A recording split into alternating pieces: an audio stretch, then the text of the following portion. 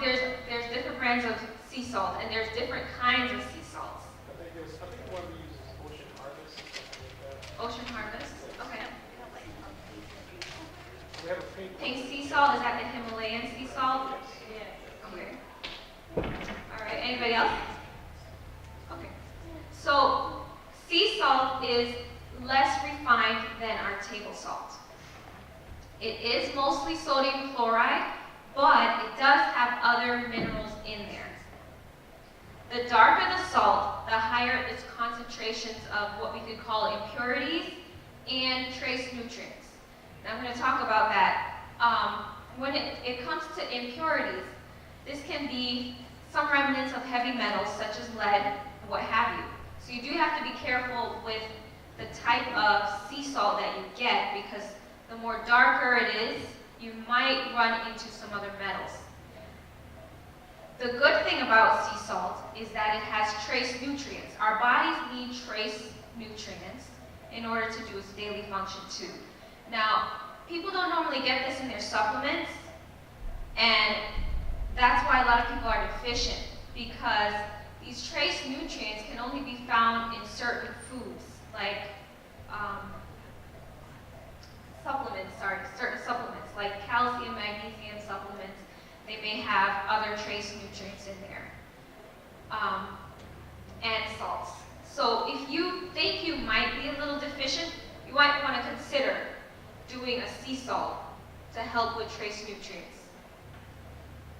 Other sea salts, crystalline sea salt, flake sea salt, kosher salt, that's normally used by the Jews to help extract the blood from the meat. Celtic sea salt, rock salt, they normally use outside for the snow, and Himalayan pink salt.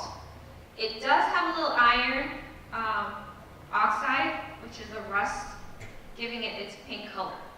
So you do want to be careful in the consumption of that as well.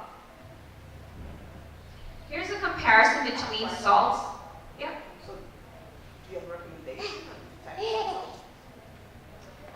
The type of sea salt, I just would use a regular sea salt for myself. I mean, I'm just saying, if there are trace amounts of metals and things in a salt, I wouldn't want it just for myself. Some people, prefer certain salts due to the taste, and that's another reason why people take these other salts, because there's a flavor that they bring. So I'd say if you're not sure, kind of experiment, try different salts out. We've tried a couple of salts out there, and I just noticed the ones that I felt the best with. Do you understand what I mean? Kind of feeling good.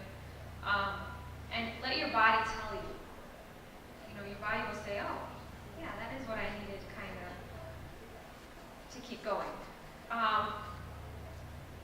But yeah, you do have to try around to figure out your best preference. Any questions? Oh, and you said it's Himalaya pink salt. Has a trace of iron oxide, and it's just like rust. I mean, would you really want to use that? Yeah. Some people have found that it's been really good for, what I would say with any salt, you're going to run into a little bit of some metals. It's just how our ground is currently. It's just how our world is when it comes to impurities.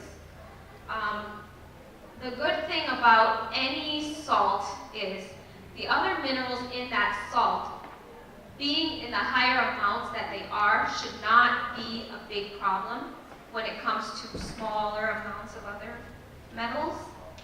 But when I'm talking about consuming it in high amounts, you might want to reconsider that, just because you never know. It's kind of, you have to see how your body reacts to things. Some people can handle different loads when it comes to metals than other people. Do you know what I mean? So, another question. The Yeah. first salt would be more, you would recommend that a little more for, Yeah, for regular consumption. right? That's Yes. So you want to be careful you know, you can try kosher salt. You can try the flakes. I mean, there's other reasons why these salts are used based on their properties. The flake salt dissolves faster. You know, it might be something that you add a little bit to something that's not going to be heated as much, right? So it dissolves quicker. So it really depends on your diet and kind of how you use the salt in your diet.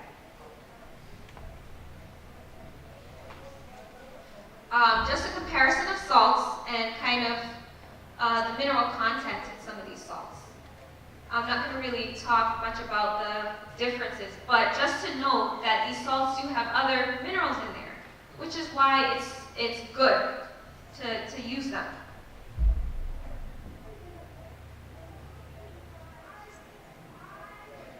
Now, based on this information, what I'm trying to say is that sea salts are actually a healthier alternative to table salt because they have the win over it due to the mineral contents that they have.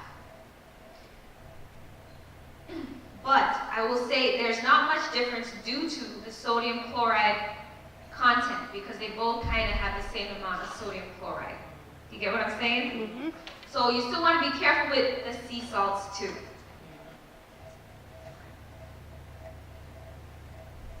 So, some foods that are high in sodium.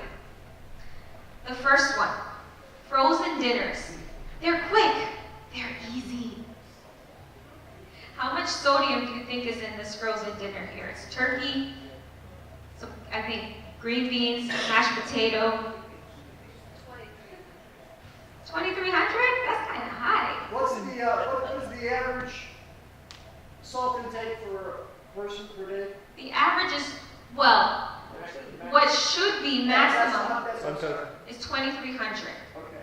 You're milligrams. asking how much is in that? How much do you think is in that? Twice as much as what? Oh my goodness, is nothing but salt. It's actually only about 780 milligrams. Yeah, nothing What but did you salt. say, 2,300 for the day? But- 2,300 for the day. So 2,300. Okay, that's one meal. Yes, that's half. Meals a day. Then you're over. But normally people are just eating 2 of these, right? In a day. They're eating other foods, and other foods are going to have sodium naturally in them. So we want to take that into consideration. What about my prepackaged ramen noodles here? Oh, they got a lot. The worst. Anybody? 2,300. 2,300. 900, 2,300, I say 1,200. 1,200? That's 875 milligrams per serving. And how much servings is in that noodle? How many Depends. in this square? There's 2 servings in one package of ramen. That means you're getting 1,750 milligrams of sodium in a ramen noodle. I remember when I used to eat ramen and having headaches. It's not much, right? Has anyone ever seen those ramen noodles? They're not Yeah, much. taste them. They got too much salt. Use them, right? We see them in our dreams. So this is more than half your daily amount. So if you're eating this and then you're eating other meals in the day, you might be getting too much. Too much. What about our vegetable smoothie or vegetable drink? 1 cup from the store. Yeah, from the store. If it's 400 canned, some. forget it. It's almost 500 milligrams. Yeah. Do you remember how much is in quarter of a teaspoon? Yes, 500 and... Yes, that's quarter of a teaspoon of salt there. How about our canned vegetables? And 8. 730. So close. just the vegetables alone, if you're adding other things that are salted to this, that might be too much. Deli meats. They got a lot. Hi. 3. That's per serving, right? And so Yeah. a serving is maybe 2 slices, Yeah. and people are having maybe 4, 5, 6. Some breeds, How about breads? almost 150. Okay, 150 for one slice. Oh, So just, just to keep in mind, when we're eating foods, just the amount of sodium that might be in there, you want to consider that. I'd say with deli meats and poultry too, not just the salt content, but there has been a known fact that anyone who's pregnant and eats deli meats in high amounts have had higher incidences of children with brain cancer due to the nitrites in the meats and the hot dogs and all that stuff. You do have to be careful because the processing, they do use chemicals to do the processing, to add the color, to make it look good. Okay, what about our soup, alphabet soup? Mark, Oh, 350. 800? Yeah. Ooh. How about a spaghetti sauce? Almost Half the same. cup, Half a cup. 600. 600. 520. 520. So, these are little things that you may not consider. When you use some pasta sauce on some noodles, just, be aware, hey, and you're having other foods, consider that there's sodium in that. Now, I put this on your plate because, a lot of times people have discouragement. They don't know what to do when it comes to being hypertensive, having pre-hypertension. And so these are some of the considerations to make when your blood pressure levels are high. It could just be simple changes in your foods every day. What about peanuts, salted peanuts? Oh, 1 ounce. 1,000. Yeah. 200, right, in 1 ounce. 1 ounce? Right. Going having 1 ounce. I can't even eat. The ones they give you on the airplanes. 1 ounce on the airplane. Right.